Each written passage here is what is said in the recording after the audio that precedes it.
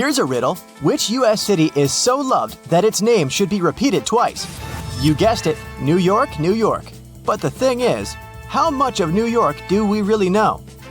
I'm talking about the city that lies under the city. Dare to join me on an underground tour of the Big Apple? Then grab a flashlight. It's about to get dark. We'll start in the heart of Manhattan, in the front of the Romanesque City Hall building. Believe it or not, beneath our feet lies New York's oldest subway station, known as the Old City Hall Station. It opened in 1904 on October 27th, a night of true celebration for New Yorkers. People were so excited, some of them spent the entire night riding the trains back and forth. Before this, urban dwellers moved around in carriages pulled by horses. No wonder the subway was such a hit. You might feel like a time traveler stepping inside the Old City Hall Station. The architecture is dazzling and one of a kind. They sure don't make subway stations like this one anymore. Fun fact, the Old City Hall Station would cost $6.2 million if it was built today. Back in the day, it had dozens of brass chandeliers hanging around. It was one of the few spots in town with functioning electricity. And oh, not to mention brand new multicolored tiled arches and stained glass ceilings you can still see today. Impressive, huh? If you decide to wander down the tracks, you might be in for a treat. Underground New York is as fascinating as the city above the ground. But one thing we usually take for granted is the behind the scenes of what the Big Apple needs to function. Down here, you might see one or two of New York's pneumatic mail tubes. These tubes were built back in the 1800s and they were operational up until the 1950s. They were responsible for distributing people's mail through different post offices. Letters flew at an impressive speed of 35 miles per hour. That's almost as fast as a professional runner. It sure sounds like a useful system. But I have to say, it feels weird imagining people's correspondence flying around 15 feet underground. Back to street level. We'll wander around fancy Lexington and Park Avenues. If you look up, you'll see the famous Waldorf Astoria 5-star hotel.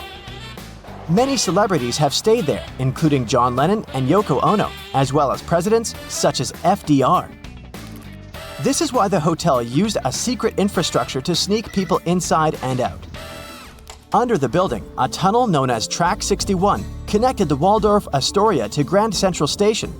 The track was deactivated in the late 70s, but some people say Andy Warhol threw a party there in the 80s. I bet that was something. For the next part of our visit, we'll have to take the subway uptown. We'll get off at 125th Street and find ourselves on the scenic waterfront of Riverside Park. Here, you'll find abandoned tracks of an old metro line. If you follow the tracks, you'll get to an underground graffiti gallery, aka the Freedom Tunnel. The tunnel is named after a graffiti artist from the 80s who is commonly known as Freedom. While exploring these tunnels, we'll see over 40 graffiti pieces he painted over 15 years. There are spray paints of James Dean, Mona Lisa, and even a self-portrait of Freedom himself. Moving on, let's wander around the northern part of NYC for a bit. Walking in Van Cortlandt Park will feel like hiking upstate, but believe me, you're still in the city. Along the way, you'll encounter some big ventilation towers made of stone. These towers were once part of an old New York infrastructure. They make up the remains of what used to be the Croton Aqueduct. In the 1800s, the city's water supply flowed through a 41-mile-long underground tunnel, all the way from Croton River in upstate New York to Bryant Park in Midtown Manhattan. Oh yes, and I should probably tell you that Bryant Park wasn't a park. Instead, it hosted a colossal stone structure that looked pretty much like something ancient Egyptians would build. This 4-acre structure served as the city's water reservoir. It even had a pathway on top so that people could enjoy a nice afternoon stroll while looking at the reservoir's crystalline water. Now, all this exploring might have made you hungry, but don't worry, our next stop includes a yummy treat. We'll have to leave Manhattan and make our way to Brooklyn. In case you didn't know, New York City is made of 5 boroughs: Manhattan, Queens, Bronx, Staten Island, and Brooklyn. Crown Heights, that's our stop. Would you believe me if I told you that beneath these streets lie caves full of aging cheese? How very Parisian of them. To get down there, you'll have to make your way through a century-old building that now works as an office space. Maybe wave hello to all those hard-working people and disappear in one of the stairways that will take you 30 feet below the ground. You won't need a flashlight for this one. The caves are bright and renovated and can hold up to 22,000 pounds of cheese. But hey, it might stink. That's the main reason cheesemakers decided to use underground tunnels to age cheese in the first place. After a bite or two of some delicious cheese, let's keep going. While still in Brooklyn, you might see tons of locals enjoying a sunny day in the McCarran Park pool.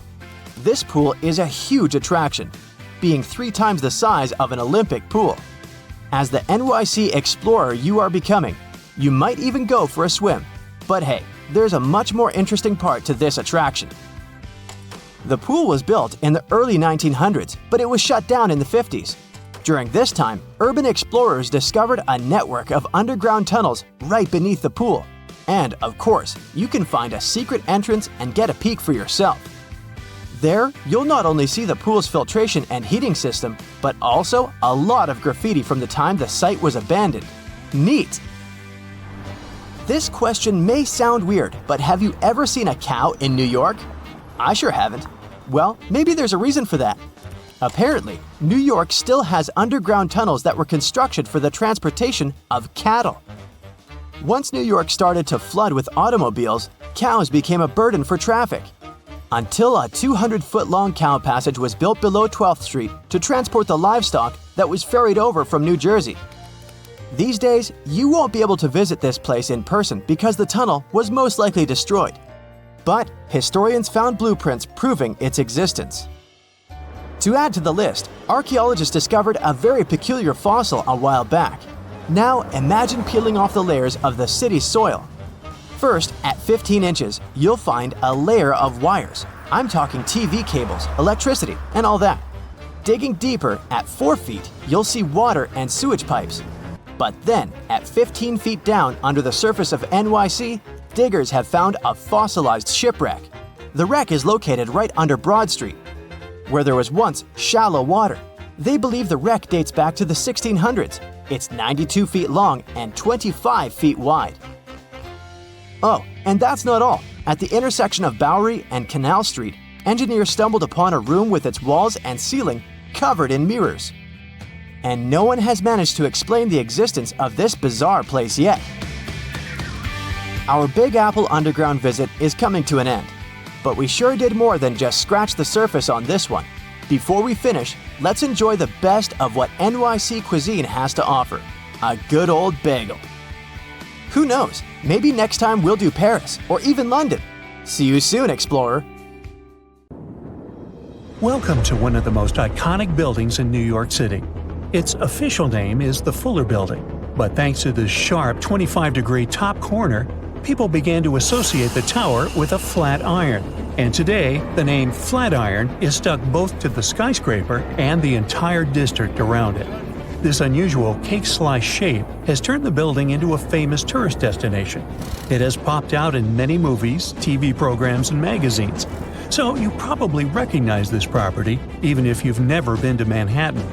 Surprisingly, today the 285-foot-tall Flatiron is almost empty. And these fancy walls hide a pretty mysterious dispute between their owners. But first things first. In 1901, construction enterprise Fuller Company purchased a sharp triangular plot of land on the crossroad between Broadway and Fifth Avenue. They hired an architect from Chicago, Daniel Burnham, to design the company's new headquarters. The task was to maximize every inch of available space, so Burnham produced a project of a 22-story triangular tower made of steel. The Flatiron building resembled the shape of a Greek column, which means that its top and bottom are slightly wider than the middle. Fuller Company approved the design and demolished several old buildings to clear the space for the future tower. Construction progressed rapidly, and it was completed within a year. Yes, they used to be able to do that. The Flatiron became one of the earliest buildings to have steel for its structural frame instead of load-bearing masonry. Also, it became one of New York's first skyscrapers and the first steel skeleton structure visible to the public. The curtain wall cladding was also then innovative. The builders used terracotta and limestone to wrap a chic finish look around the steel structure that carried the building's weight. At that time, many people believed that this unusual architecture would fail to withstand high winds. The project's engineers analyzed the tower's aerodynamics and created a steel frame to fight likely problems with the wind. But people still reported experiencing heavy gusts on the street around the building. The Flatiron Building had a bunch of other issues. As you may imagine, furnishing this tight space was quite a challenge. Also, the tower didn't originally have any bathrooms for females. That's why lady tenants were at a disadvantage at first. But then the management added ladies' rooms and placed them on odd-number floors. Meanwhile, bathrooms for males were placed on even-numbered floors. Also, the first elevators in the building operated on a water hydraulic system, so it took over 10 minutes to get to the top. Now you can see why that system didn't catch on. It's not surprising that the media expressed skepticism over the new building. Some even called it Burnham's Folly. But despite the naysayers over the years, the tower has been home to many companies and retail tenants. Also, the Flatiron attracted crowds of people. Gradually, it became a frequent sight in paintings and postcards, and turned into one of the most popular symbols of New York City itself. In 1929, during the Great Depression, the tower was sold at an auction for only $100,000. And in 1966, it got the status of an official city landmark. It means that any renovation or demolition works are impossible without the official permission of the authorities. Furthermore, in 1989, the Flatiron received the fancy status of a National Historic Landmark. The last tenants left the building in 2019, and it is sat empty ever since due to renovation works, which have triggered many disputes among the building's current owners and future tenants. Most of the owners wanted to turn the building into a hotel. Meanwhile, Nathan Silverstein, who owned a 25% stake in the property, wanted to divide it up.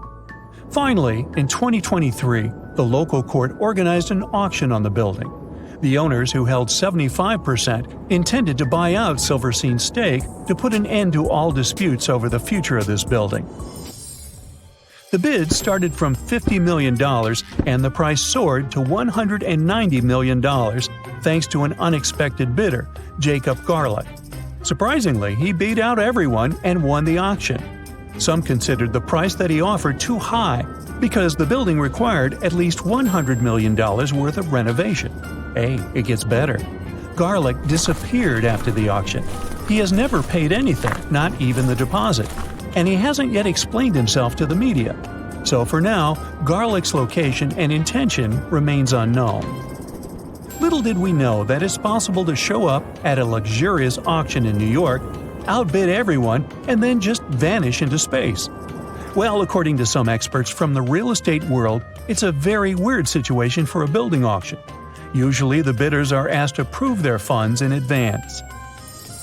Some people suspect that Silverstein asked Garlick to attend the auction on purpose so that he could boost the price and earn more money. But Silverstein claimed that his relationship with Garlick had been distant.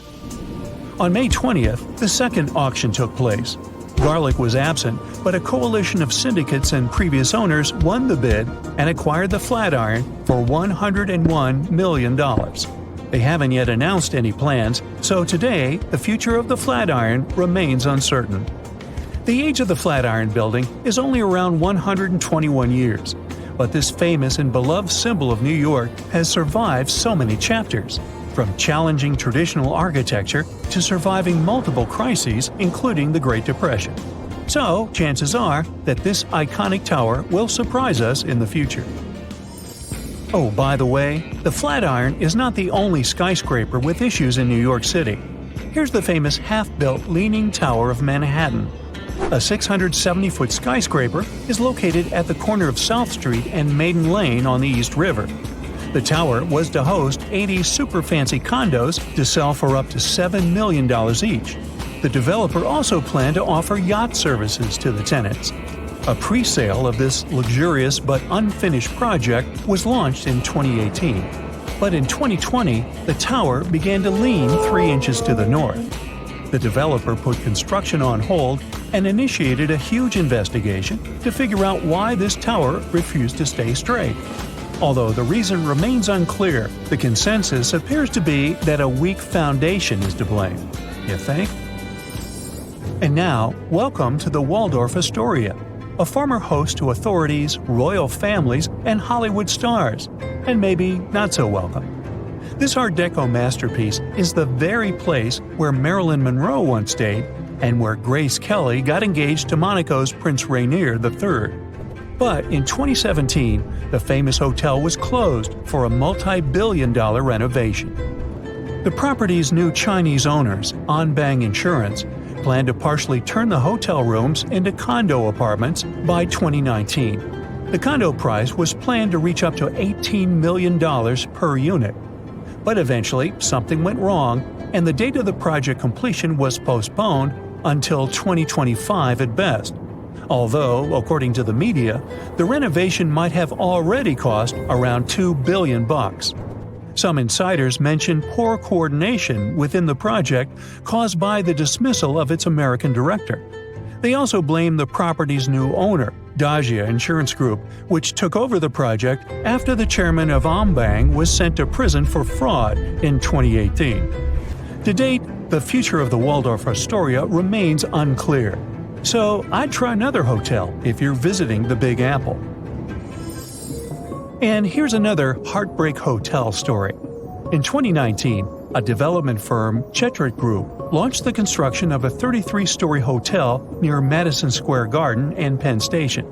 The project was supposed to open in 2021 and join the management portfolio of IHG Hotels and Resorts, which runs multiple hotels. However, the developer failed to either repay its loan or complete the construction on time. Meanwhile, the hotel remains unfinished, and the estimated investment for its completion totals around $106 million. Hey, you want to finish the job? Wow, looky here. It's New York City, the Big Apple, the city that never sleeps. Hong Kong on the Hudson, the greatest city in the world. New York, New York, the city so nice they named it twice. Alright, I'll stop. You thought you knew this city so well, but underneath all that glitz and glamour is a facade, literally. New York is populated with some of the most iconic urban buildings in the world and home to some of the most unique and famous towers. Who would have known that New York was a front for fake buildings? And the cool thing is that there are plenty to search for. Okay, I'm adding that to my bucket list. So the question is, why do they put these fake buildings all over New York? The city is one of the most vibrant places in the world and requires many infrastructures to keep the city in motion. That means having many industrial structures and buildings in every major district. New York is charming for the design and the buildings. Imagine having industrial structures right next to your favorite pizza parlor or hot dog stand. The designers thought ahead and decided to disguise those industrial infrastructures as fake buildings. They blend with the city so well that they don't stand out. They look like your good old apartment or housing unit with a front door, real-life windows, and even charming balconies where people would hang out.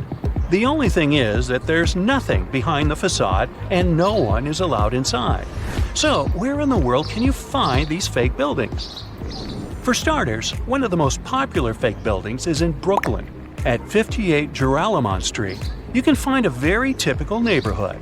But between the buildings stands a brick building with a slightly deeper shade than the rest. It has bright open windows that blend in with the rest of the buildings in the neighborhood, except that they're blacked out. At first glance, you might not think of it as anything, but if you pay close attention, the building looks like a glitch from a video game. It was built in 1847, way before New York was considered glamorous. Originally, it was meant to be a regular building, but in 1908, they converted it into a fake building. Don't think you can just try to break in. Even if you could, it's pointless, because it's part of a ventilation fan for the subway. It also serves as an emergency exit for some of the surrounding buildings. Actually, throughout New York, many fake buildings exist to disguise the subway vents for the smoke to escape. All the way to 415 Bruckner Boulevard, the Bronx, This townhouse was designed by the Switzer Group, which is an interior architect company. It's not as charming as the one at 58 Joralemon Street, but it serves a similar purpose: to hide an electric substation for New York's utility company. The city needs these substations to reduce the high-voltage electricity to a lower voltage so it can be distributed locally. Having a building like this popping out of the middle of your neighborhood isn't exactly the smartest way to attract people to the Bronx. That's why the fake townhouse facade is the perfect camouflage. Now, some of these fake buildings don't really hit the mark and stick out like a sore thumb. The people of Manhattan describe the Mulberry Square infrastructure as a complete clunker. After plenty of redesigns and back to the drawing board meetings, the result is still not pretty. The locals compare it to a concrete box. They created windows without glass, which doesn't allow the building to blend in with the rest of the neighborhood. But it beats a typical subway ventilation plant either way. There are just so many places to visit and cross off your bucket list. But if you live in China, you can literally stay in the country and visit many iconic cities around the world. The replica cities began when the Chinese economy started booming in the early 90s. They wanted the lifestyle of the rich and famous without wanting to leave their country. They can be comfortable eating their local food and get the feeling of being abroad. The Chinese province of Guangdong has an identical copy of the historical Australian alpine village Hallstatt. The real Hallstatt is centuries old and one of the most charming places to discover. The local people of Hallstatt also had no idea that their home was being built in China. Some people thought that this was controversial, probably because it cost around $940 million to build it. Paris is undoubtedly one of the most charming cities you could ever visit. Its rich history and vibrant culture are enough to catch the first plane to go there. For residents of Tianducheng, that's something they can do anytime they want. The city is also known as Sky City and has a replica of the Eiffel Tower that looks eerily like the iconic one in Paris and built buildings to match the city's visual charm. One of the main things that will break the charm is the farmland surrounding the city. There's barely anyone there, and the streets are always empty, very un-Paris-like. Still, you can find some nice fountains and statues scattered along the streets to give it some spirit. There's laundry hung everywhere, even on the trees. The picturesque fountains are dry and many apartments are empty. Only a few stores are open for business. Even though this looks like a fake city, it's quite real. Some people live here because it's more affordable than other places. 2 hours away from this town is another version of Paris's Pont Alexandre III and a carbon copy of London's Tower Bridge, but with 4 towers instead of 2. Hey, such a bargain! You can also visit the closest thing to Italy, but this time you can go shopping. Florentia Village is an outlet mall that offers an array of shops to lose yourself. The good thing is that this was built by an Italian developer to capture the essence of an Italian village. It has fountains, canals, and mosaics for proper aesthetics. It began in 2011 and has more than 200 shops with many Italian brands and British, US, and Chinese brands as well. The place is so popular that it gets between 10,000 and 25,000 visitors per day. China also has other replica towns that put you in a mini Manhattan called the Yujiapu Financial District. The developer's goal was to make this place the financial center of the world. It was complete with the right landmarks, like the Rockefeller and Lincoln Centers, but the project was halted in 2019, leaving it mainly empty.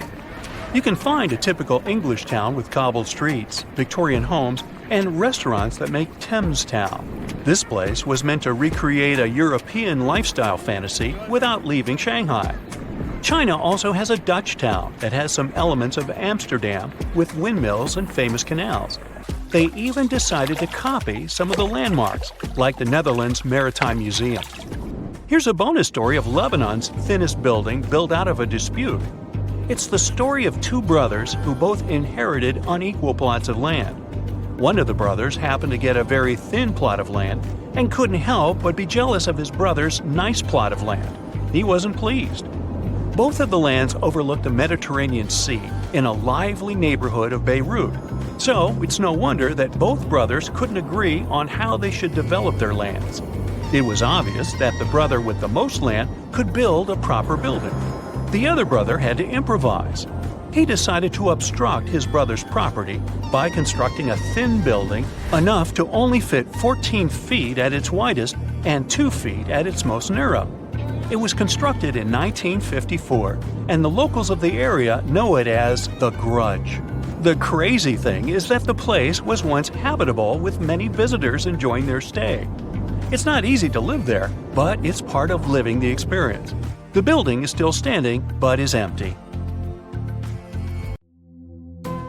Wow, every morning 8.5 million people wake up in New York City. But the Big Apple doesn't belong only to humans. This is the city of ants. There are 17 billion of them here. They live in houses, hide in the grass, crawl under asphalt, and climb trees. For every New Yorker, there's a sneaker box filled with ants. City ants are more fortunate than their forest cousins. They don't have any need to look for food. Millions of people leave behind tons of hot dog crumbs, pizza slices, and coffee drips. Insects just have to wait for a lunch break in an office building. Then they gather around benches in the park or cafe tables. A lot of food is waiting for them there. Over 1 billion. That's how many ants are running through the streets and parks of Manhattan. And in this ocean of insects, scientists have been able to spot tiny reddish-brown creatures. These insects don't fit into any of the 13,000 ant species known to science. They're unique and only live in Manhattan. Their kingdom is between 63rd and 76th Streets. Scientists don't know how long the Manhattans have evolved in isolation. They arrived in the U.S. on ships from Europe and were cut off from the rest of the city's infrastructure. But why go anywhere else if there's enough food? The Manhattan loves fast food, especially corn syrup. Because of such a diet, the insect's body has an increased carbon content. This isn't a problem for the ant, though. Carbon helps it adapt to the dry, warm weather of the concrete jungle.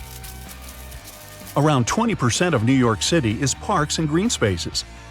White-footed mice live in these places. Scientists have found out that the mice that live in New York have evolved. They're different from their village relatives. These changes are genetical. It's caused by the diet of white-footed rodents that feed on human food waste. For example, New York mice need enlarged livers to process fatty acids from fast food. Central Park in New York is almost twice the size of the Principality of Monaco. A unique centipede is only found in this green area. The creature, called Hoffman's dwarf centipede, doesn't grow any longer than 0.4 inches. It lives in heaps of dry plants and runs on 41 pairs of legs. This crustacean, measuring only a bit more than 0.3 inches, is called the Socorro isopod. It's one of the rarest animals on the planet. The creature can only be found in a small thermal spring near Socorro, New Mexico. The isopod lives in the water as warm as 90 degrees Fahrenheit and covered with a layer of algae. These are ideal conditions for the creature. To get to Mobile Cave, you'd have to rappel 65 feet down. That's the height of a 4-story building. After that, you'd crawl through narrow passages and swim along a canal with cold water. Sunlight can't get into the cave. The air is poisoned by vapors of ammonia and hydrogen sulfide. This extreme place has been isolated from the outside world for 5.5 million years. A unique ecosystem has formed in this toxic atmosphere.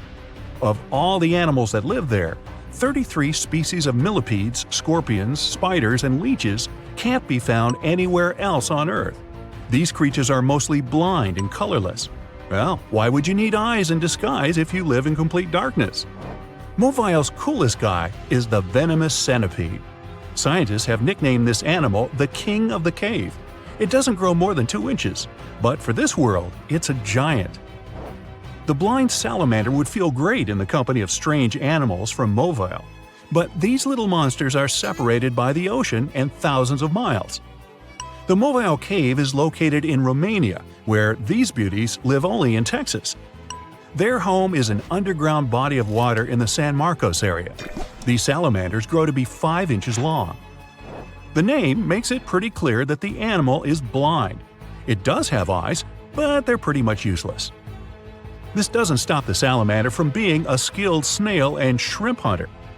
It senses other animals by feeling the underwater waves they create while moving. The Scottish wildcat lives in the north of Scotland. This animal is different from domestic cats, which love sleeping on the couch. Unlike them, it's a perfect hunter. The creature is 25% larger than the average cat. It's muscular and long-legged. The wildcat's tail is blunt and fluffy, covered in black rings with a black tip on the end. The quokka is called the world's happiest animal. Just look at its smile. This fluffy animal seems to always be ready for a photo shoot. Quokkas are only found in Australia. Around 10,000 animals live on Rottnest Island and several other locations. The creature's cute smile is an evolutionary trait. An open mouth helps it breathe and regulates its body temperature. Oh, by the way, if you try to feed a quokka, you'll have to pay a fine of more than $200. This baby will feel comfortable even if you put it on your little finger. The animal lives only on the island of Madagascar. Scientists have found just 2 tiny reptiles, a male and a female. The researchers have named the nano-chameleon Brookesia nana. It's a mystery to them why it doesn't grow larger than a sunflower seed. The next animal on the list also lives only in Madagascar. Locals call this creature Ai. The unusual lemur spends most of its life in trees and leads a nocturnal lifestyle. This might explain why it looks so tired. Even though the Ai is a lemur, its teeth are like those of a rodent. Its claws resemble sloth's claws, and its body looks like that of a monkey. The animal's fingers and toes are especially frightening. They're long and thin, with pointy claws. Get equipped for any season with brand new Brightside merch. Click the link and grab your print. This is a giraffe with its trademark long neck. A zebra is grazing nearby. Black and white stripes on its body help the animal reflect sunlight during the day and keep it warm at night. But what if you combine these animals? No need, nature has done this work for you. The okapi looks like a giraffe with a short neck, horse body, and zebra stripes on its legs. The okapi has a long tongue. Males have small giraffe horns on their heads. You can only meet these unusual animals in the African rainforest. If you decide to travel around Africa afterward, you must visit the Ethiopian highlands. That's where you see unique gelada monkeys. And no, they're not named after the Italian ice cream. That's gelato. Don't mix that up. Males look like rock stars from the 70s. They're bright and have cool hair. But don't mess with these animals. They aren't too friendly. Geladas spend most of their time on the ground, and the main part of their diet is the grass they collect during the day. Scientists believe that geladas are the remaining members of an ancient gang of critters. It lived millions of years ago in vast spaces from South Africa to India. Now, imagine people the size of the Statue of Liberty living next to us. Sounds like science fiction. But for the animal world, this is reality. The world's smallest tortoise species, the speckled tortoise, doesn't grow more than 4 inches long. But the Galapagos Islands are home to giant tortoises that reach the length of 5 feet. They also weigh like a sports bike. The largest of them had an incredible weight of 1,000 pounds. The giant Galapagos tortoise lives for 100 years and sleeps 16 hours a day. Due to its slow metabolism, the animal may not eat or drink water for a whole year. Millions of years ago, lizards from South America climbed onto a log. Sea waves carried the log to the Pacific Ocean.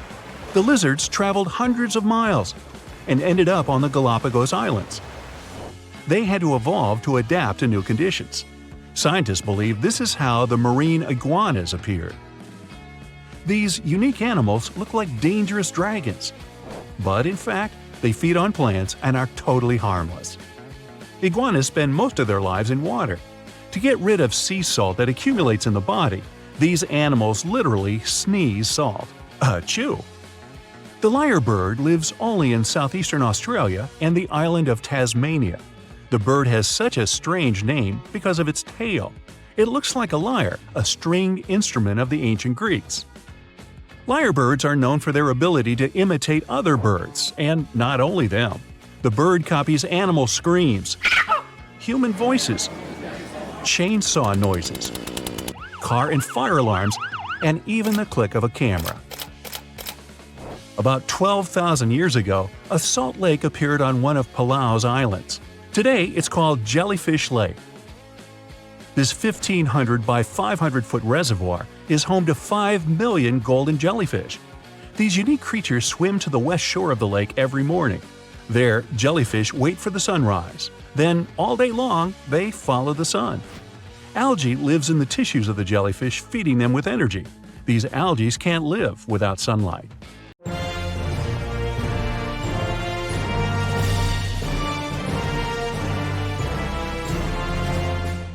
It's one of the most important national monuments of the United States, with over 500,000 visitors each year. The Washington Monument was constructed to commemorate George Washington, the first American president. But if you've ever looked at it closely, in person, or by Googling his pictures, you've surely noticed it has two different colors. Well, it's not a design choice, if that's what you're wondering. The Washington National Monument Society, the authority in charge of the construction, ran out of funding, and the project was put on hold in the 1850s. It took another 25 years for the authorities to resume the construction. They finished the upper two-thirds of the monument in 1884. Since they evidently used marble from a different location, given the time that had passed, it was difficult to envision how these materials would behave in the future. These two sections looked very much alike at first, but with time, mostly due to winds, rain, and erosion, they ended up having different hues. There's even a third portion of marble, which is noticeable only if you pay very close attention. The constructors initially went for a marble provider in Massachusetts, but quickly realized the colors didn't match. They had to switch to another supplier, but their mistake resulted in this third shade of marble. It's only noticeable up front, so people mostly think that the monument has two colors. The builders figured out the difference quite fast and found a type of marble that resembled the initial one. But the new material eventually turned to a different color too, mostly due to weather conditions.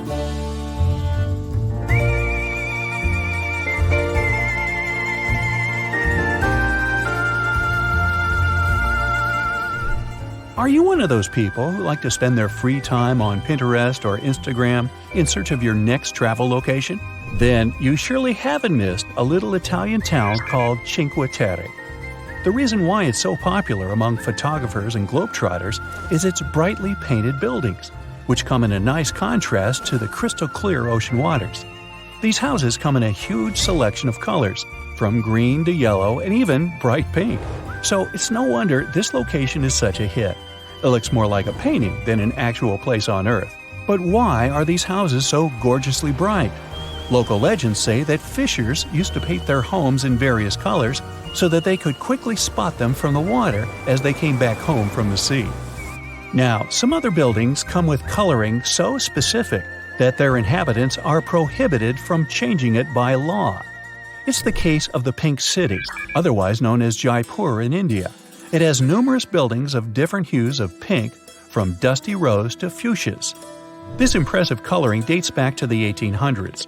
Rumor has it that the Indian Maharaja of the time, Sawai Ram Singh, wanted to welcome Prince Albert during his visit. So he literally painted the whole town pink, which of course begs the question, why he chose pink and not any other color? And it turns out this hue was meant to subtly imply the idea of a welcoming location or a place of hospitality. Jaipur isn't the only monochrome city in the world. Its blue counterpart is located in Morocco. It's called Chefchaouen. Some locals say that the city is painted blue to symbolize the beautiful coloring of the Mediterranean Sea. Others consider that painting their houses blue keeps them cooler when it's hot. There are even claims that painting a house blue can help keep mosquitoes away. People believe that the hue resembles the waves of the sea, which isn't a really desirable location for insects, if you think about it.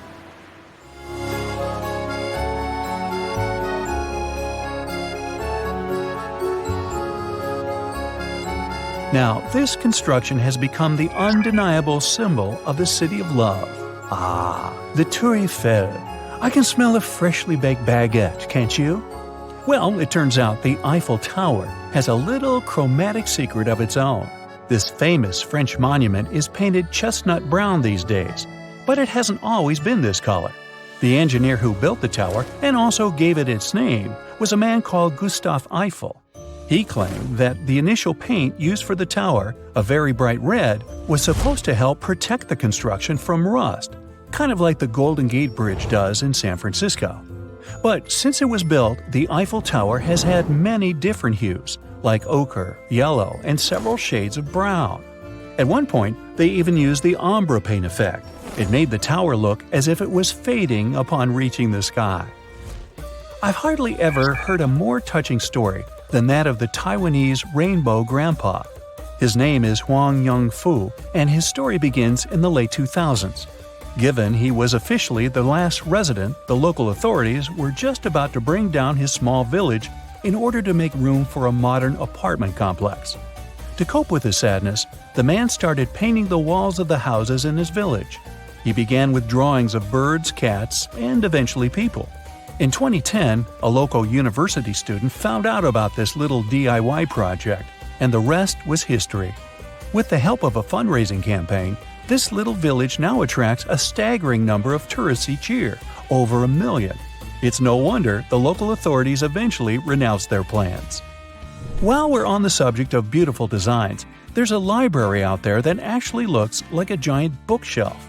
No, it's not a scene from a fantasy movie. Somebody actually built that. One of the facades of the Kansas City Public Library looks like an ordinary row of books lined up on a shelf. Well, not really ordinary, since the books are 25 feet tall and 9 feet wide each. You don't need to be a book nerd to want to check this one out soon. The world's largest basket isn't meant for overweight cats. It's actually a building. Yup, there's a building out there that is actually shaped like a basket. You can find it in Newark, Ohio. It was initially built to serve as headquarters for the Longaberger Company, an American producer of handcrafted wood baskets. It's also renowned among professionals as one of the best-known examples of mimetic architecture. That's a type of design where buildings are constructed to mimic their function or purpose. The building covers 180,000 square feet. It cost around $30 million to build and was completed in 1997. With 7 floors and a central atrium, it also has a glass ceiling which lets natural light get inside. This immense basket is also topped with 2 steel handles. They're equipped with heating elements that prevent them from freezing. They also protect the glass atrium situated right below from any ice that might fall on it during the winter season. Darmstadt, Germany, there's a residential building complex built in the 1990s, named the Weissspirale. It has a wonderful design, as well as an interesting story to back it up. The name literally translates to forest spiral. This might refer to the plan of the building, along with the fact that its roof is green. Not simply in color, though. This swirly building has a jaw-dropping forest on its roof, with maple and lime trees. The unique construction was completed in 2000.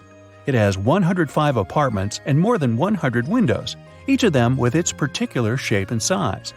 With 12 floors at its highest point, the building also houses a cafe and a bar. Another interesting feature?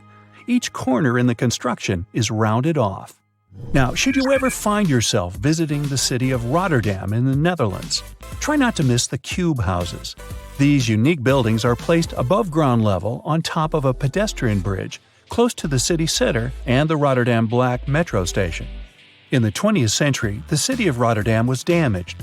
That's why later it became the focus of new, cutting-edge architecture designs. Dutch architect Piet Blom started designing functional housing, which could also leave some room for pedestrians on the ground level. He got the idea for these houses from simple elements, such as forests and trees. Each house is placed on a hexagonal pylon, a construction made of concrete and designed to look like the trunk of a tree. Each of these pylons has a staircase that leads to well-spaced living areas. Another example of a house that looks like it has just escaped from a fairy tale is the Nautilus House. You can find it near Mexico City, Mexico. With its shell-like shape, it's also one of the first representations of bioarchitecture. The man behind this unique design is Javier Senosier. He was inspired by the works of Gaudi and Frank Lloyd Wright. The very concept of bioarchitecture is that buildings should be constructed based on structures found in nature. It's also supposed to remind people of their local history and traditions. The Nautilus House doesn't have a lot of storage space, according to the builders, but this structure is supposed to be earthquake-resistant and maintenance-free. Not to mention hundreds of tiny rainbow-colored stained glass windows decorating the building. Shenzhen, China. At first sight, it doesn't look like a perfect place to build one of the fanciest and tallest buildings in the world, but a company from China decided to take a chance. They had visions of building Golden Finance 117, a unique, mighty skyscraper with plenty of things super rich people could enjoy. At that time, no one knew it would turn into one of the tallest ghost scrapers in the world, meaning it would be a skyscraper with no life, events, or people inside. The one that no one would even talk about anymore. The world has impressive tall skyscrapers. The first one was built in 1885 in Chicago. And the tallest one today is in Dubai. Then there's one in Shanghai, another one in Mecca, and Shenzhen.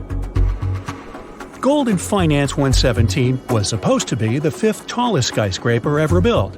The construction was started 13 years ago, and at first, it all looked very promising. In 2015, the building reached its full height, 1,955 feet. But then, something mysterious happened. People deserted the skyscraper shortly after it was almost done, and the whole project has remained unfinished to this day. The company got the idea in 2008. During that period, plenty of cities across China were trying to build something impressive to get their place on the world stage. Golden Finance 117 was supposed to be a commercial and residential tower for very rich people. Italian and French-style interior design, a polo club, extensive gardens. The skyscraper was supposed to have a 3-story diamond-shaped atrium at the top, with a swimming pool, sky bar, and a restaurant. And don't forget about the highest observation deck in the world, a paradise for those who could afford it. Imagine living at the top of such a skyscraper. Golden Finance 117 was expected to be habitable up to its highest point. This mixed-use skyscraper was supposed to rise 128 floors above the ground. There was a plan to turn 117 of them into commercial space and hotel, and 11 more floors were expected to be for operational and mechanical services. The building's ratio of height to width was 9.5 to 1. When you have such a high and thin tower, you have to be careful with such forces as strong winds. But the skyscraper was designed to resist all this. No wonder, with a perimeter frame of mega braces, huge tapering columns, and transfer trusses. On the surface, it all looked well, an excellent design and unique construction. But before the company started pre-sales, authorities needed to inspect and sign off on the final product. This is a process all new developers need to go through if they want to get and keep their spot on the property market. The country wants only established and reliable companies to keep the quality levels high. Back in the day, the company that was building the skyscraper was a new player in the Chinese market, so they had to finance their project all by themselves. They couldn't start recouping their investment until each of their buildings was finished. In other words, it was tricky ever since the beginning. But they were focused on the result. If they managed to finish the entire project with no major issues, the reward would be amazing. So they started in August 2008. China survived the global financial crisis that also happened in 2008, but it still affected the market. That brought lots of pressure on the company, which is why they stopped building the skyscraper in January 2010. Things got better in 2011. That's when the company decided to continue their work, finish the tower, and get ready to sell it because the market was growing once again. But considering all the rules on the property market, the company was in a very vulnerable situation. Things were getting more and more complicated. In 2015, there was a new crisis, this time affecting the stock market. The series of unfortunate events kept happening on and off until everyone stopped talking about the entire project. One more issue was the location. The skyscraper was being built on what used to be industrial land, and in the area, there weren't many wealthy people who could afford to live in such a building. The company probably hoped for people to relocate there once they finished the construction, which never happened. China generally has the biggest number of tall buildings in the whole world. There are 1,400 skyscrapers in the country. The US takes second place with more than 800 high-rise buildings. Then there's Japan with over 250 skyscrapers. 2018 was the year when China built more skyscrapers than any other country in the world. 88 new buildings with a height of 656 feet or more appeared there. But because of multiple unforeseen events, Golden Finance 117 never got its chance to shine. Now it's just a ghost place everyone stopped talking about in 2018. Now, this wasn't the only case when a building remained unfinished for a long period of time. A new airport in Berlin, Germany was meant to open in June 2012. It wasn't the first project like this to miss the deadline, but it was one of the most memorable. The airport was about to open, but right before it did, inspectors found around 120,000 defects all over the place. For example, some automatic doors didn't open. There were fire safety issues. Authorities also noticed sagging roofs. About 106,000 miles of cable were wired in the wrong way, which means they couldn't turn on some lights or turn off others. Experts were trying to solve these problems for 9 years. The airport was built to handle 27 million passengers a year. In 2019, over 45 million travelers passed through the two other overburdened airports in Berlin.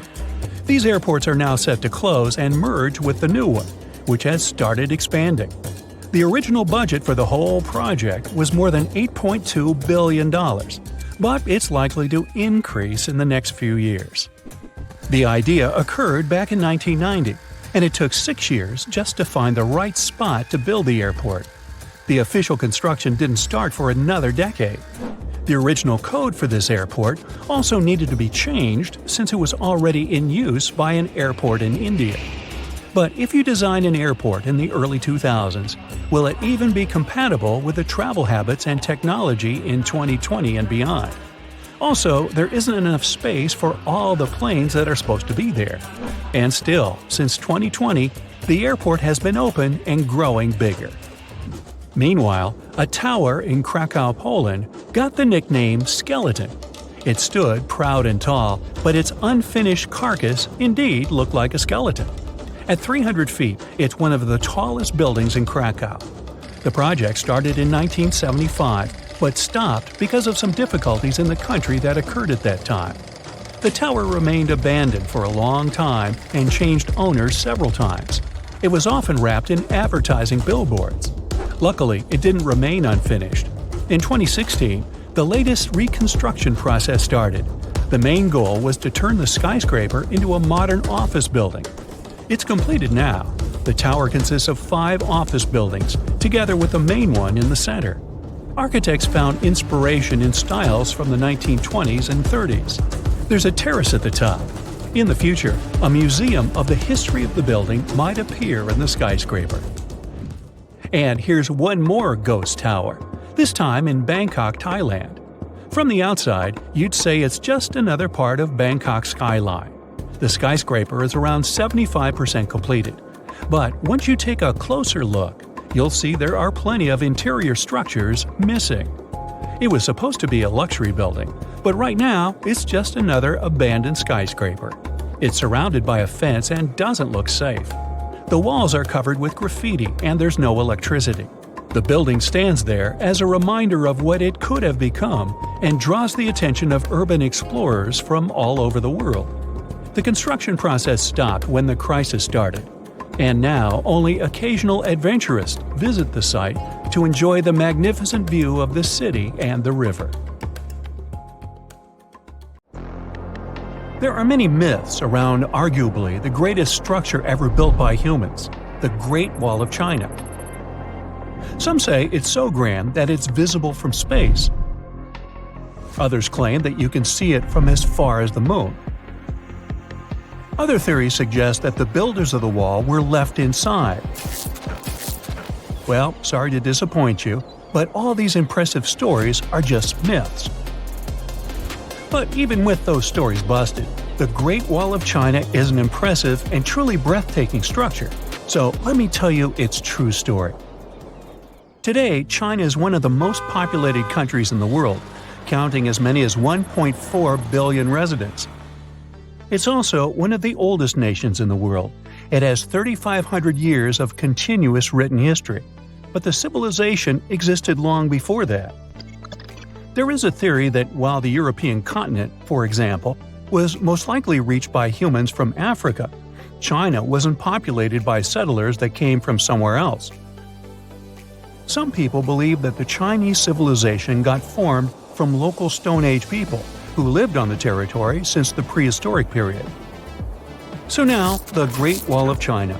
It's truly big even by today's standard, stretching for over 13,000 miles.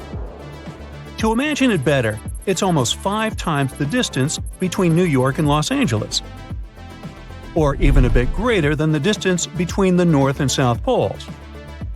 Even in modern times, people have never built anything close to this big. Of course, it didn't take a day to build the Great Wall of China. 2? Keep going. In fact, the wall was being built for centuries.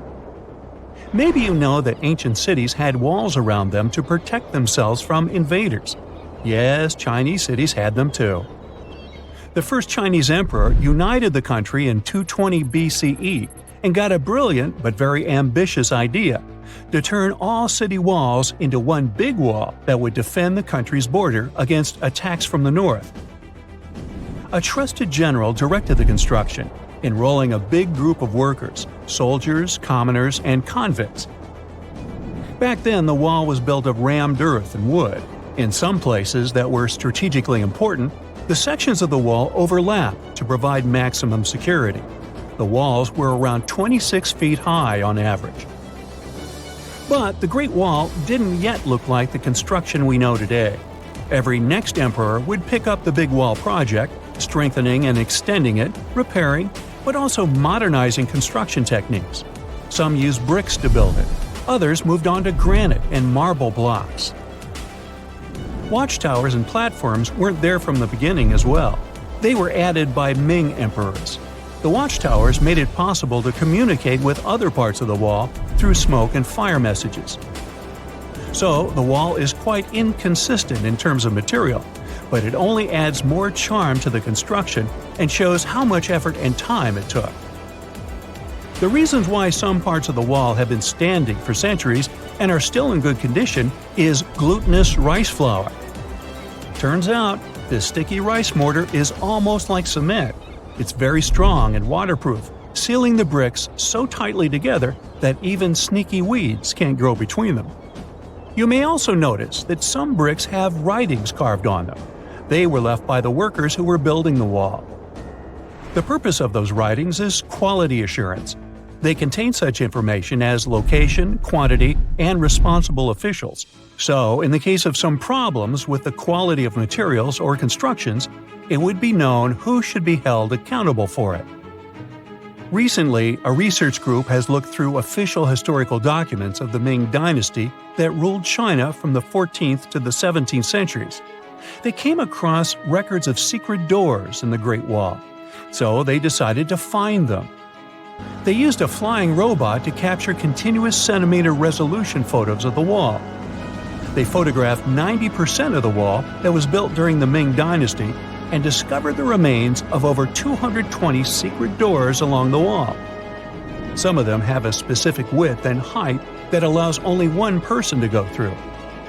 Others are large enough to allow 2 horses to pass at the same time.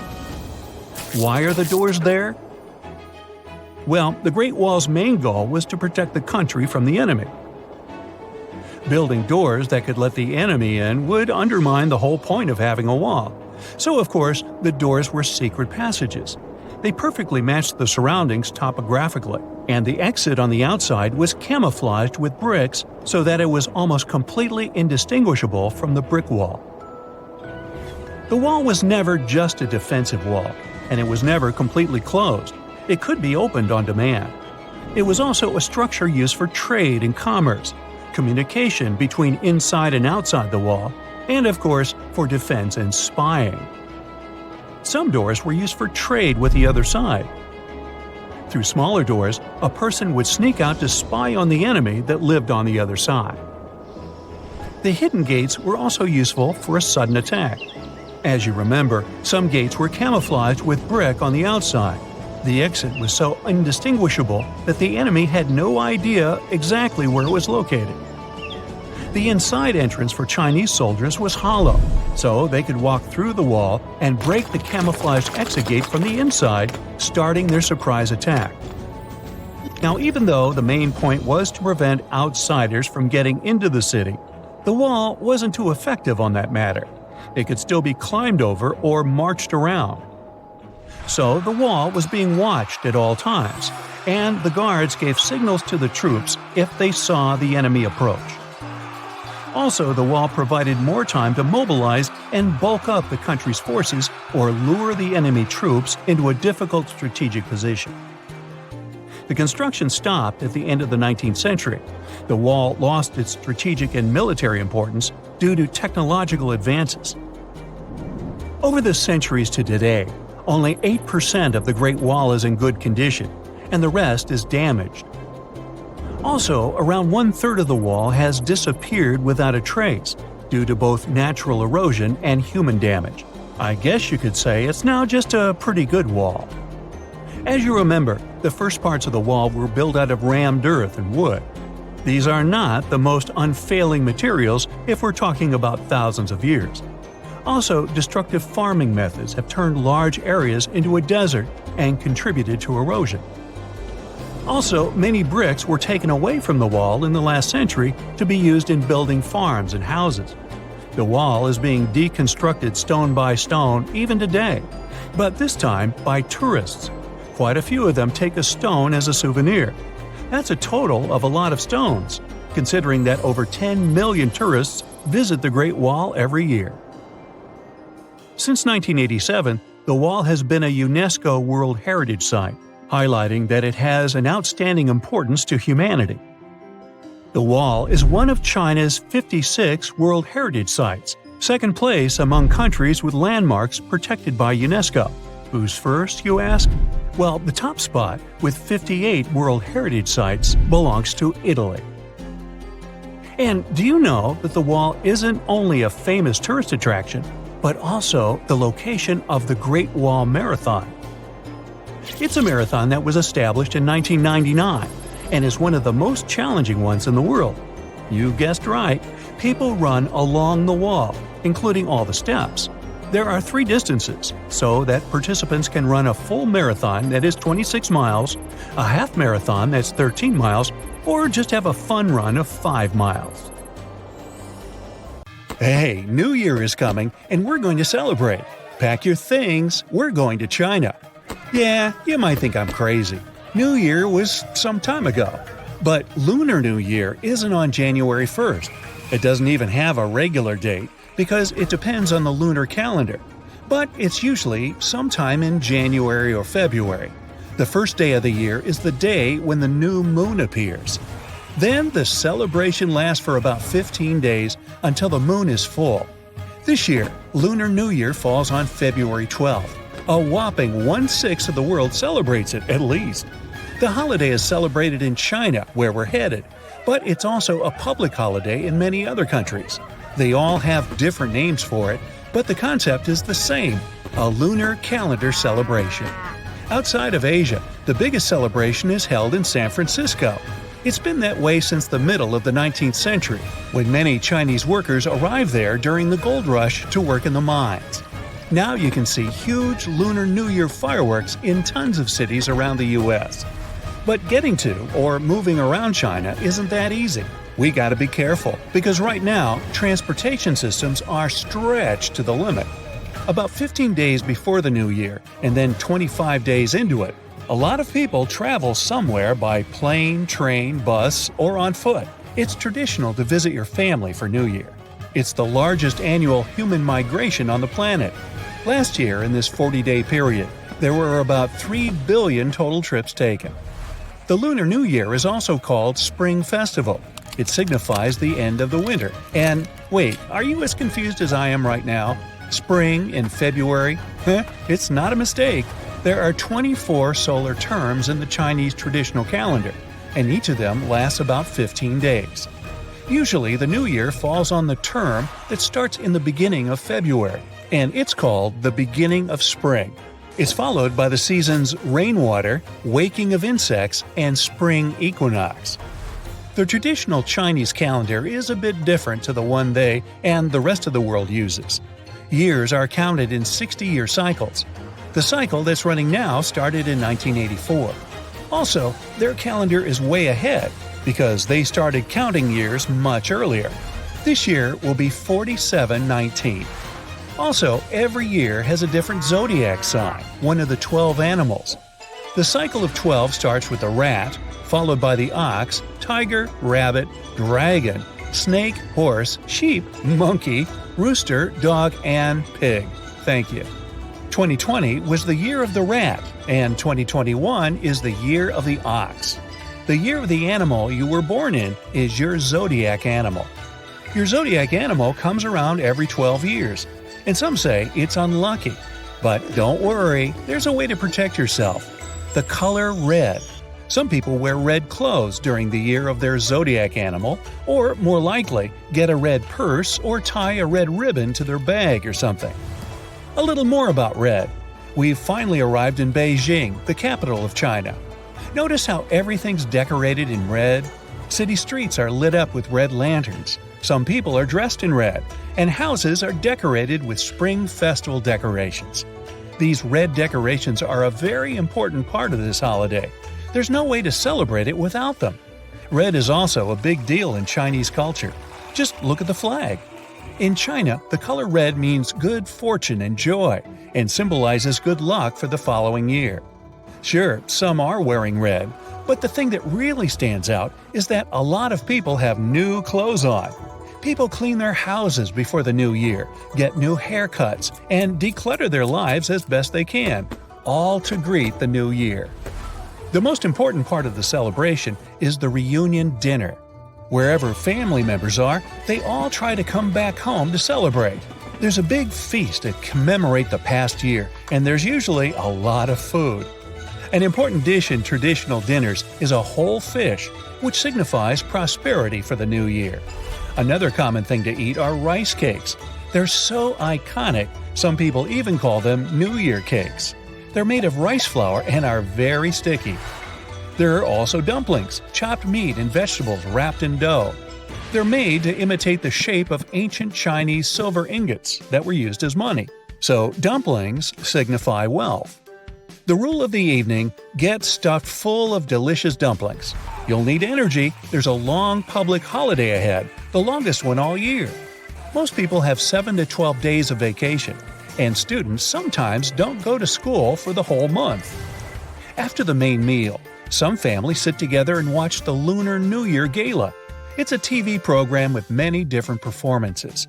There's everything: music, dancing, comedy, and drama. The gala holds the Guinness World Record for being the world's most watched TV program. Well, no wonder. China's population is more than 1.4 billion people.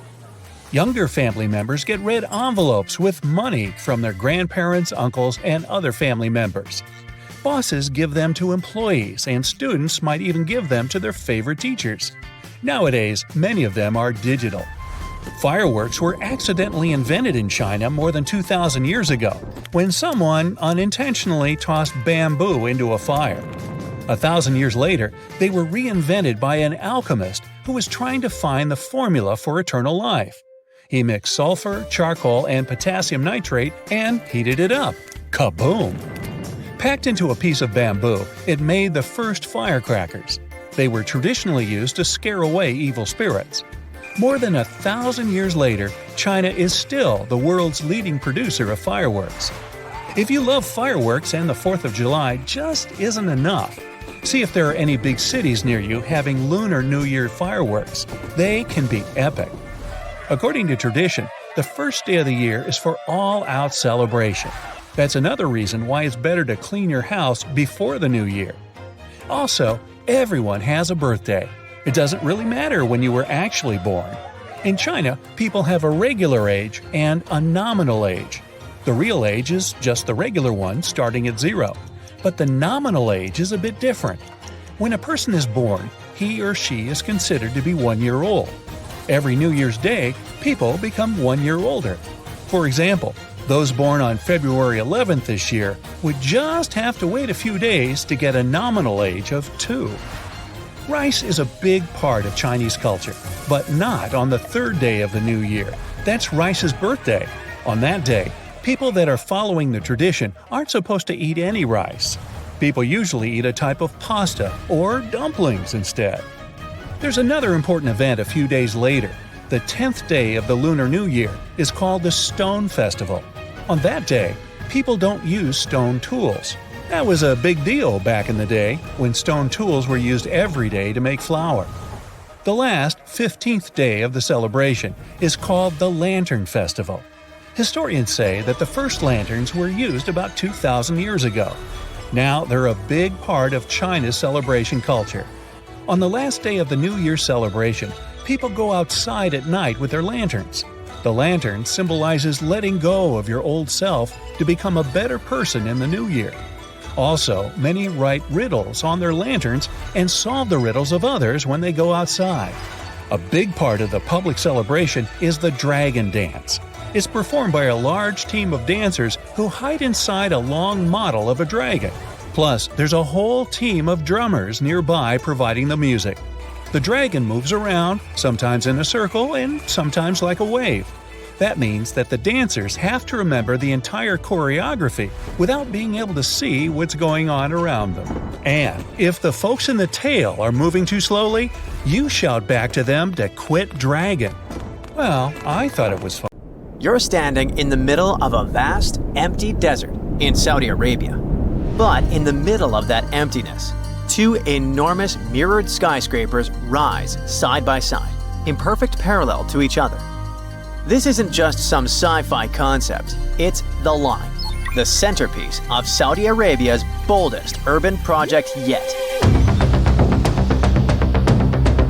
Now, Saudi Arabia is already home to some of the most ambitious architecture in the world, from Riyadh's King Abdullah Financial District to the iconic Abraj Al Bayt Towers in Mecca. They've been working hard for years. But the line is in a league of its own. This project was announced in 2021, and it is part of a larger vision for the country's future called NEOM, a $500 billion mega project designed to redefine how people live, work, and interact with the environment. I mean, what could go wrong, right? Well, I don't know.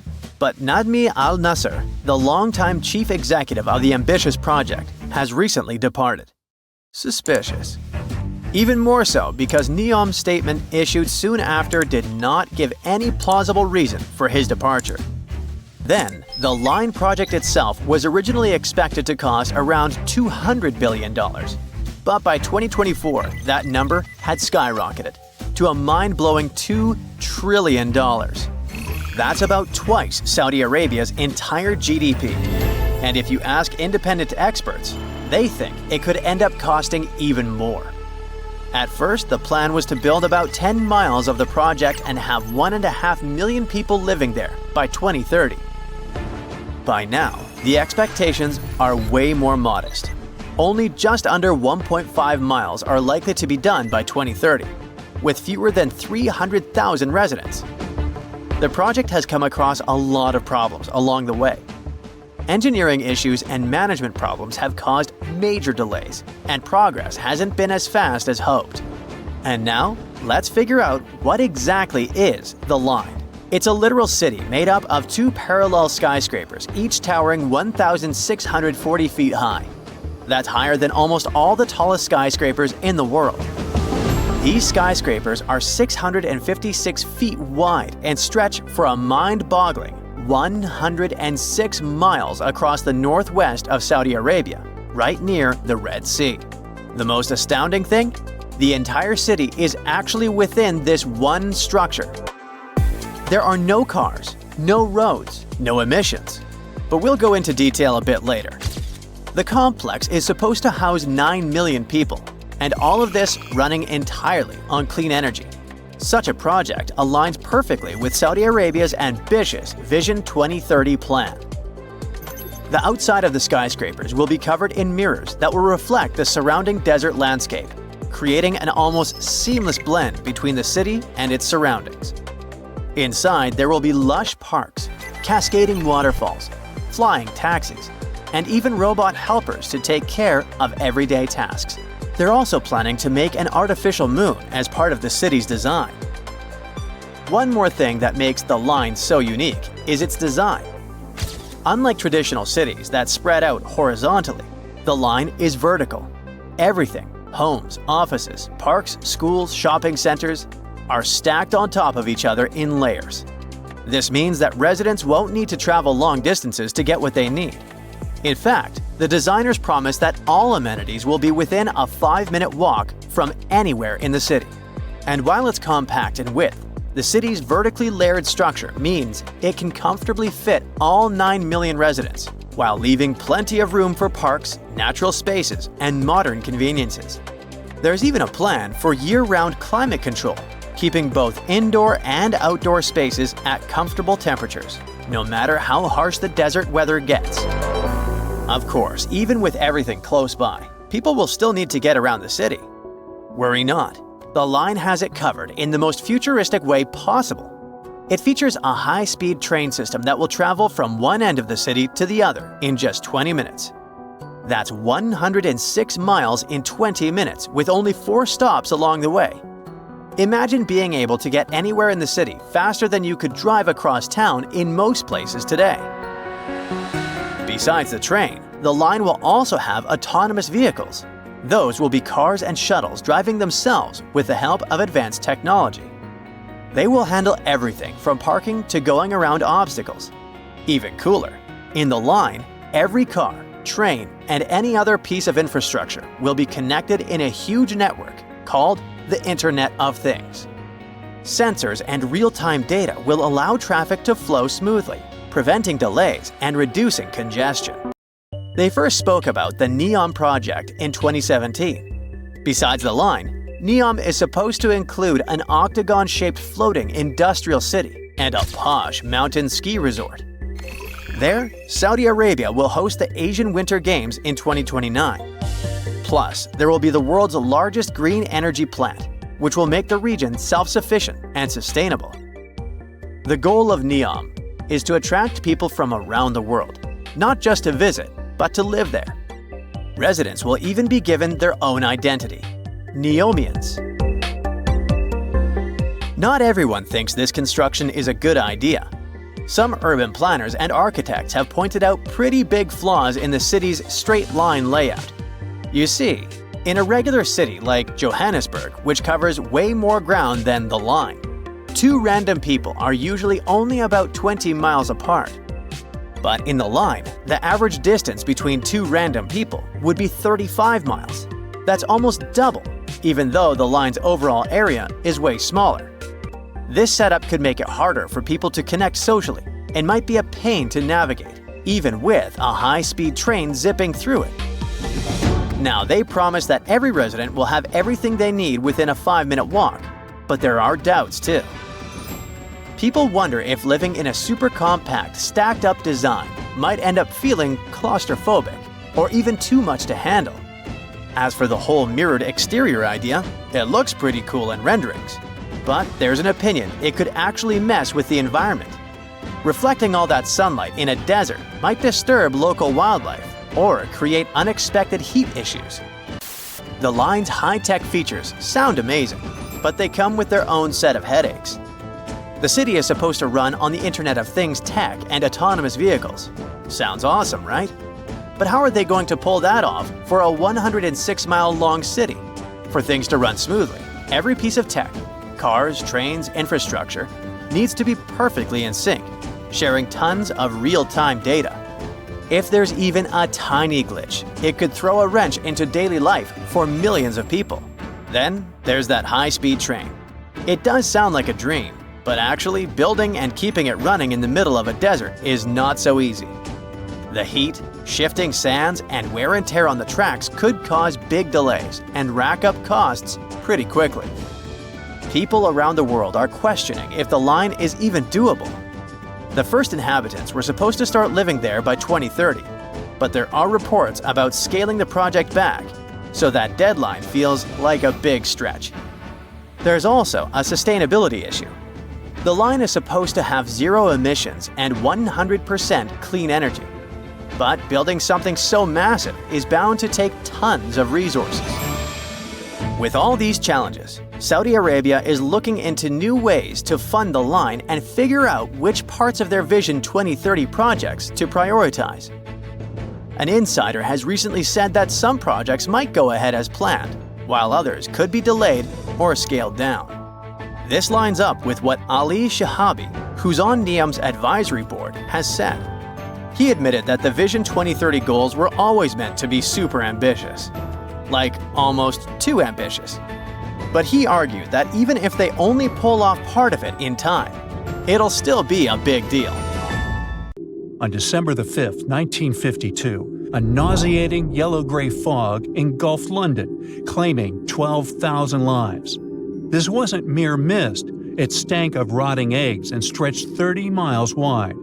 Buses halted, planes were grounded, and ambulances were trapped. For 5 days, the city vanished in the stench and sludge. Streets slick with a black ooze. Those who dared ventured out stumbled blindly, smudging their faces while birds crashed into buildings. With visibility zero, thieves ran rampant, and even indoor shows were canceled. The Great Smoke sent over 100,000 people to hospitals, leaving a grim legacy of demise and decay. The causes of this tragedy started long into the past. Something called pea soup fog became one of the symbols of London in the 19th century. Nature wasn't to blame for this fog. It was caused by people burning coal to heat their homes and run factories. In fact, London's air started getting smoky all the way back in the 13th century, when people began widely using coal. It got worse as the city grew bigger. By the 17th century, people were already complaining about the dirty air. King James I tried to prevent so much coal burning with new laws, but nothing really changed. As more factories popped up during the Industrial Revolution in the late 18th century, the problem blew out of proportion. The air was full of tiny particles that water clung to and formed dark, heavy clouds. This mix of smoke and fog became so bad, people called it smog. Yep, this word was invented in London in the early 20th century. The smog got so thick sometimes it could last for a whole week, and it made people ill. Some even passed away because of it. Even though the smog was harmful, people didn't want to stop using coal because it gave them jobs and kept their homes warm. So the problem lingered. By the 20th century, thick fogs were happening less frequently, finally, because factories started moving away from the city. But on that December day in 1952, an anticyclone appeared over London. This meant that the cold air near the ground got trapped under warmer air higher up, like a lid keeping everything underneath.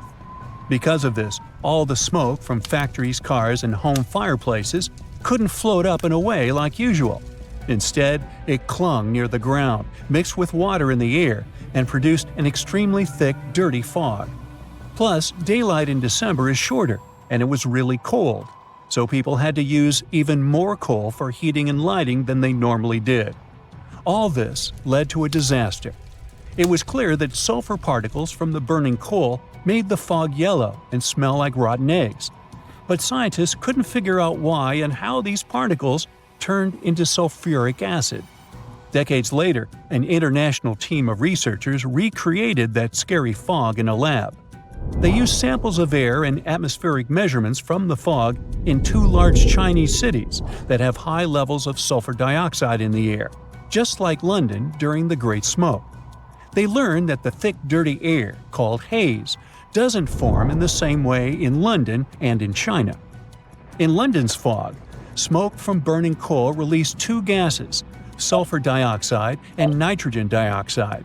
These gases mixed with water droplets in the fog, which made it harmless at first because the water diluted the harmful chemicals. But as the water evaporated and there was nothing to dilute the two dioxides, the fog became very acidic and hazardous to breathe, so it damaged people's lungs. In present-day China, things are a little different.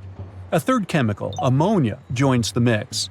Now ammonia, which comes from farms and cars, helps balance out the acidity of the fog, so it's less harmful than London's deadly fog. But the scientists found that cutting down on nitrogen dioxide and ammonia could still help China reduce its air quality problems. They hope that their discovery will help both understand London's past fogs and give China ideas for making its air cleaner. It could also save the health of millions of people around the world who are now living in cities with bad air quality. After the terrible fog of 1952, everyone realized how serious London's air problem was. 4 years later, the British authorities created a law called the Clean Air Act to stop something like that from happening again. This law banned people from burning smoky fuels like coal in their homes or in factory furnaces in some parts of the city. To help people adjust, the authorities gave them money so that they could switch to cleaner heating options like oil, natural gas, or electricity. It took time for these changes to make a big difference, and sadly, another dangerous smog happened in 1962. But the Clean Air Act was a very important first step for protecting the environment and people's health. Almost a century before the Great Smoke, another smelly event happened to London, the Great Stink. Back then, people didn't have proper bathrooms or sewers, and all the waste from houses and factories went straight into the River Thames.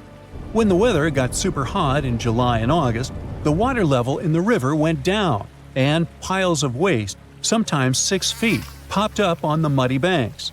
The smell was so terrible that even Queen Victoria and Prince Albert had to cancel their relaxing boat ride on the river. The politicians working in the brand new Parliament buildings, which were right by the river, couldn't handle the smell either. The air inside was so terrible that they had to hold handkerchiefs over their noses to breathe. They even tried soaking the curtains in chloride of lime, hoping it would cover up the horrible odor. Many Londoners believe that the bad air, called miasma, caused horrible things like cholera, which had already taken the lives of lots of people. Engineer Joseph Bazalgette solved the problem as he built a new sewer system that would move all the waste away from the city. His sewer system was so well designed that it still works today, even though London has grown to over 8 million people. On the other side of the Atlantic, in the United States, there was also a day when you couldn't see your hand before your face, and it was impossible to breathe outside. But the reasons for this Black Sunday were very different from the Great Smoke of London. In 1931, it almost completely stopped raining in the southern Great Plains. This drought lasted for nearly 10 years. Without rain, the farms dried up and the soil turned to dust. Strong winds blew this dry dirt into the air and created huge dust storms. These storms, called black blizzards, made it hard to breathe and see anything. People tried to protect themselves by putting Vaseline in their noses, wearing masks, and sealing their homes, but the dust still made many of them sick. In 1934, things got even worse. It was the driest year in over 1,000 years. Temperatures went over 100 degrees for weeks, and the land became even drier. On April 14, 1935, after months of terrible weather, the sky finally looked clear, and there was barely any wind, which was rare for this area. People came outside as they were hoping that the worst was finally over. When Oklahoma minister announced that a few good rainstorms would make the land fertile again. But unfortunately, that morning, a cold wind from Canada met warm air in the Dakotas and started a massive dust storm. The storm grew to hundreds of miles wide and thousands of feet tall. A sunny day instantly became completely dark. Drivers had to hide in their cars, and other people went down into basements, found refuge in barns, fire stations, tornado shelters, and under their beds to stay safe. The storm didn't stop for hours and took at least 20 lives. Many people couldn't stop coughing, and one man went blind. The storm was so strong, it carried 300,000 tons of dirt across the country and even reached the East Coast.